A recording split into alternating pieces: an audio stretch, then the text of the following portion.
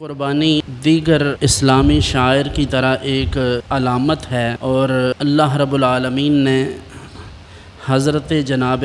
سیدنا ابراہیم خلیل اللہ علی نبینا و علیہ الصلاۃ والسلام کے اس عمل کو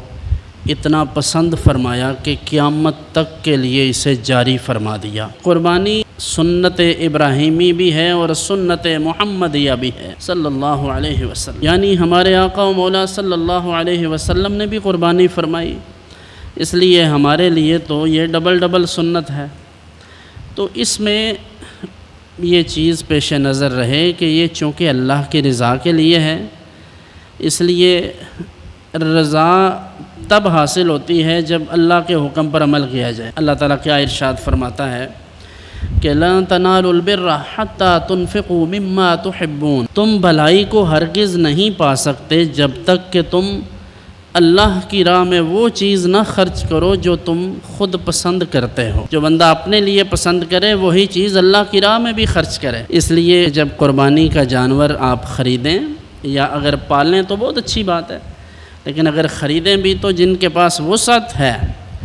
اگر وسعت ہو، یہ تو نہیں ہے کہ ہر کسی پر پابندی، کیونکہ شریعت نے صاحب نصاب پر قربانی واجب کی ہے، ہر ایک پر قربانی واجب نہیں ہے۔ تو جس کو اللہ نے صاحب نصاب بنایا ہے، جس کے پاس اتنی وسعت ہے، جو شخص مہینے میں 10-20 ہزار کا کھانا باہر سے کھا لیتا ہے، اگر وہ کہے کہ قربانی کے ایام میں میرے پاس وسعت نہیں ہے تو بڑے تعجب کی بات ہے۔ اور اگر وہ خود سے کوئی جانور نہیں خرید سکتا تو کسی بڑے جانور میں حصہ تو ڈال ہی سکتا ہے۔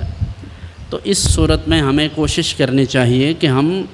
ایسے جانور کا انتخاب کریں جو اچھا ہو، خوبصورت ہو۔ اور جانور کے حوالے سے میں اس پر ایک سادہ سا اصول عرض کر دیتا ہوں کہ جو چیز قربانی میں دخل اندازی دیتی ہے، یعنی نقصان دے سکتی ہے قربانی کو، وہ دو چیزیں ہیں جانور میں۔ ایک وہ ہے جس سے جانور کا حسن و جمال ختم ہوتا ہو، خوبصورتی اس کی، اور دوسری وہ چیز ہے جس سے اس کی منفعت زائل ہوتی ہو، یعنی اس کا فائدہ، کہ جب آپ اسے بیچنے کے لیے جائیں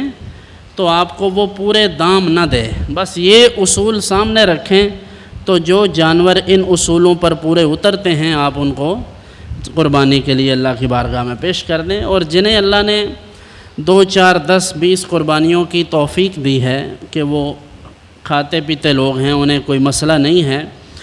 تو انہیں چاہیے کہ جب وہ قربانی کریں یا جانور لے کر آئیں تو لوگوں کو مرعوب نہ کریں، اس سے لوگوں کو دکھا کر ان کو یہ محسوس نہ کروائیں، باور نہ کرائیں کہ یہ صرف ہمارے پاس ہے، کوئی اور نہیں خرید سکتا۔ بڑے بڑے جانور 10, 15, 20 ویسے ہی باہر چکر لگانے کے لیے، لوگوں کو دکھانے کے لیے ہے، تو حق یہ ہے کہ یہ دکھلاوا ہے۔ تو جب اللہ کی رضا مطلوب ہوتی ہے تو آپ جس طرح روٹین میں جانوروں کے ساتھ گھر میں ان کو چارہ ڈالتے ہیں، اچھے طریقے سے رکھتے ہیں، کوئی از خود آ گیا دیکھنے کے لیے تو اچھی بات ہے، دیکھ لے، کوئی بات نہیں، کسی کو ترغیب ہو جائے گی آپ کی طرف دیکھ کے، کسی اور کا بھی دل چاہے گا کہ ہم بھی اچھا جانور کریں۔ لیکن اس سے اپنے قرب و جوار میں رہنے والے غربا،